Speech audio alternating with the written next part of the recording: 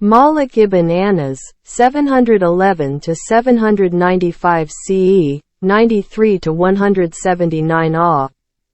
whose full name is Malik bin Anas bin Malik bin Abi Amir bin Amr bin al-Harith bin Gayman bin Kuthain bin Amr bin al-Harith al-Asbahi al-Humyari al-Madani, reverently known as al-Imam Malik by Sunni Muslims, was an Arab Muslim jurist, theologian, and hadith traditionist. Malik was born as the son of Anas ibn Malik, not the Sahabi with the same name, and Aliyah bint Shuraik al-Azdiya in Medina. His family was originally from the al-Asbahi tribe of Yemen, but his great-grandfather Abu Amir relocated the family to Medina after converting to Islam in the second year of the Hijri calendar, or 623 CE. His grandfather Malik ibn Abi Amir was a student of the second caliph of Islam Umar and was one of those involved in the collection of the parchments upon which Quranic texts were originally written, when those were collected during the Caliph Uthman era. According to al-Muwatta, he was tall, heavy-set, imposing of stature, very fair, with white hair and beard but bald, with a huge beard and blue eyes. Born in the city of Medina, Malik rose to become the premier scholar of prophetic traditions in his day, which he sought to apply to the whole legal life in order to create a systematic method of Muslim jurisprudence which would only further expand with the passage of time. Referred to as the Imam of Medina by his contemporaries, Malik's views in matters of jurisprudence were highly cherished both in his own life and afterwards, and he became the founder of one of the four schools of Sunni law, the Maliki, which became the normative right for the Sunni practice of much of North Africa, Al-Andalus, until expulsion of Muslims.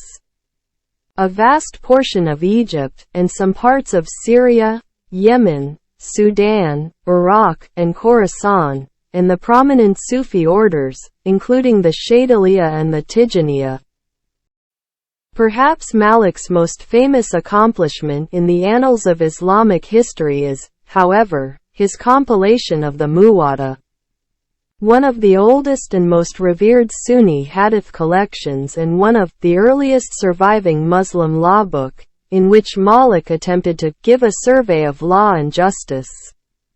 ritual and practice of religion according to the consensus of Islam in Medina, according to the Sunnah usual in Medina,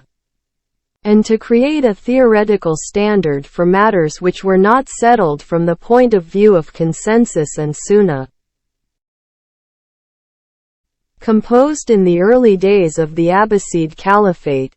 during which time there was a burgeoning recognition and appreciation of the canon law of the ruling party, Malik's work aimed to trace out a smoothed path, which is what al-Muwatta literally means, through the far-reaching differences of opinion even on the most elementary questions. Hailed as the soundest book on earth after the Quran by al-Shafi'i, the compilation of the Muwatta led to Malik being bestowed with such reverential epithets as Sheikh of Islam, Proof of the Community, Imam of the Abode of Emigration, and Knowledgeable Scholar of Medina in later Sunni tradition. According to classical Sunni tradition, the Prophet Muhammad foretold the birth of Malik, saying,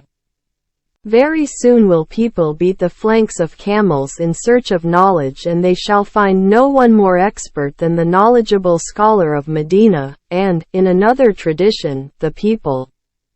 shall set forth from east and west without finding a sage other than the sage of the people in Medina. While some later scholars, such as Ibn Hazm and Tahawi, did cast doubt on identifying the mysterious wise man of both these traditions with Malik, the most widespread interpretation nevertheless continued to be that which held the personage to be Malik. Throughout Islamic history, Malik has been venerated as an exemplary figure in all the traditional schools of Sunni thought, both by the exoteric ulema and by the mystics, with the latter often designating him as a saint in their hagiographies. Malik's most notable student, al-Shafi'i, who would himself become the founder of another of the four orthodox legal schools of Sunni law, later said of his teacher, "No one constitutes as great a favor to me in the religion of God as Malik. When the scholars of knowledge are mentioned, Malik is the guiding star." Malik's chain of narrators was considered the most authentic and called Silsilat al-Dhahab, or the Golden Chain of Narrators, by notable hadith scholars including Muhammad al-Bukhari. The Golden Chain of Narration, i.e., that considered by the scholars of hadith to be the most authentic, consists of Malik, who narrated from Nafi, Mawla ibn Umar, who narrated from Ibn Umar, who narrated from Muhammad. Malik considered following the Sunnah of Muhammad to be of capital importance for every Muslim. It is reported that he said, "The Sunnah is Noah's Ark. Whoever boards it is saved, and whoever remains away from it perishes."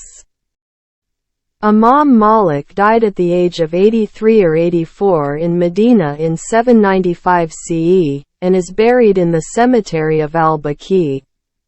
across from the Mosque of the Prophet, although there was a small shrine constructed around his grave during the late medieval period, with many Muslims visiting it to pay their respects.